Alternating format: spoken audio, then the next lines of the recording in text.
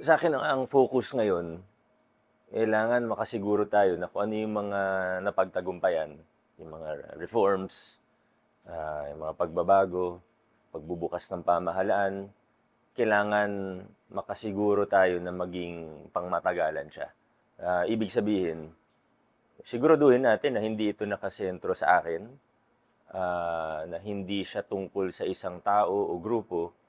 Ang Hindi ko naman first time sasabihin ito, pero ang mission talaga dito na pagkatapos ng term ko, kasi whether I like it or not, it's my last term. I can't run in 2028.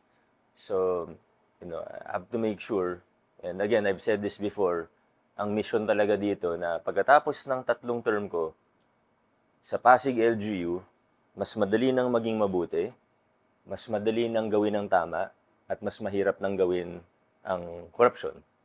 So, if we're able to institutionalize even the reforms in public bidding, in terms of FOI, transparency, the things that we don't often talk about, things that media doesn't cover that often, pero importante, at yung bunga nito, yung mga serbisyo na hinahanap ng tao, the local senior pension, the healthcare services, the social services, it will be better if the foundations are good. And the foundation should be also permanent or at least long-lasting. Na-appreciate ko yun. At yun naman talaga yung goal eh. Pero again, the goal is that hindi pwedeng may isang... I'm sure maraming mas magaling sa akin eh, sa totoo lang. Mas marami. Baka hindi lang nabibigyan ng opportunity. Baka hindi lang nagkakaroon ng chance. Kasi, alam mo yun, tama naman, paano ang politika sa atin eh. Either well-established political family or sobrang daming pera. Kaya nga daming government contractor na ngayon na di ba, nag-shift na papunta sa politika. Or sobrang sikat. Na actually even that's not a guarantee. Ang daming ng sikat na natatalo. But with that said, I'm sure there are others that might even be better than me, smarter than me. So, di ko rin alam kung paano, but hopefully we've tried to, hopefully napakita namin sa Pasig kahit paano na posible to.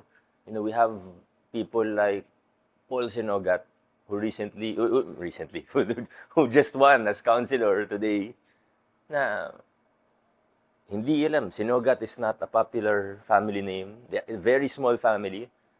Walang political experience. Hindi mayaman. Pero ito, nanalo konsehal. First time yun sa Pasig. So, hopefully what we're showing here is that it's possible. Pwede to. Mahirap. Kailangan ng napakagandang strategy. Pero pwede. Maraming factors. Tingin ko, minsan, political science student ako. So, minsan bilang isang sumusubok maging political analyst, minsan parang meron tayong confirmation bias or hindi, it's hard to look at things in retrospect. Although sabi, hindsight is 2020, pero sa totoo, pag nag-analysis na tayo, minsan nakikita lang natin kung anong gusto nating makita, kung anong gusto ma-focus. So we have to admit that we have, lapses in how we analyze things. And I think in politics, ang laking bagay talaga ng X factor eh. Ang dali kasing sabihin na nanalo ka kasi ganito, nanalo ka kasi ganyan. Pero sa totoo, nung nag-uumpisa yung laban, ang daming nagsasabi, uy, gagastos ng bilyon yung kalaban mo. Kayo, magkano gagastusin ninyo? Anong resources? Ano? Baka kailangan baguhin nyo na yung strategy. Di ba? But, sa akin, tiwala lang. Just try to do what you think is right, regardless of the outcome, regardless of what may happen. Sa akin naman, kung gawin ko kung anong tingin kong tama, at hindi naging maganda yung resulta, well, at the very least, my conscience is clear. At the very least, I can rest easy at night and say, I did my best. Kesa gumawa ako ng labag sa prinsipyo ko, pwedeng manalo, pwedeng matalo. Either way, parang talo pa rin yun. So, it's hard to say. Alam ko, parang corny na sagot yun. Hindi ko alam. Pero sa totoo, hindi ko man talaga alam eh. But of course, tingin ko kasama dyan yung performance. Kasi kung nanalo ako ng 2019, again, you can make a theory or what, you can theorize, you can make your own analysis kung bakit nanalo ng 2019. Pero kung nanalo ng 2019, hindi nag-perform, 2022, baka nabawasan na yung nagtitiwala. Pero ang nakita natin, dumami yung bilang na nagtitiwala 2022. And then 2025, mas maganda pa yung resulta. Mas malaki ginastos ng kalaban, mas malupit yung makinarya nila, pero naging mas maganda yung resulta para sa amin. So, parang defies logic, ang sa akin, ang explanation doon, kasi nakita ng tao na gumagana tong ginagawa natin. At nagpa-perform, nagdi-deliver ang ating pamahalaan, ang ating LGU. So, that's what I think. Of course, I'm not sure ano yung mga X-factor dyan na iba. Pero, basta ako, nagpapasalamat ako na naging maganda yung resulta, na nagtitiwala yung tao. Sa gitna ng lahat, yung lagi kong sinasabi, pati sa ibang speeches ko, especially in small meetings, lagi ko sinasabi sa mga tao, huwag kayong mag-alala. Magastos na malaking kalaban, sinisiraan tayo, kung ano-anong inventong kaso binabato sa atin, huwag kayong mag-alala. Sa dulo, makikita natin, katotohanan, pinakamalakas na sandata. And I think we've shown that here. Hindi pwedeng nakasalalay sa isang tao eh. Hindi talaga pwede eh. Kasi sabihin mo, ako bilib ako sa sarili ko. Confident akong tao, di ba? Pag sinabi mo magaling ako, hindi na ako magsasabi na hindi. Ako naniniwala ako sa sarili ko. Pero, kung sasabihin mo, pag-asa sa isa, ano yun, walang ganun. Kahit presidente ka pa ng buong mundo, hindi mo mababago ang sistema ng mag-isa. Yan ang kailangan ma-realize natin bilang mga Pilipino. Huwag tayong maghanap ng savior. Huwag tayong maghanap ng isang tao na magbabago ng buhay natin. Tayo, kumilos tayo kung nasan tayo ngayon. Mayor ka, gawin mo kung anong pwede mong gawin. Try to make the, change, try to effect change as best as you can. Teacher ka, do what you can. Businessman ka, pay your right taxes, do what you can.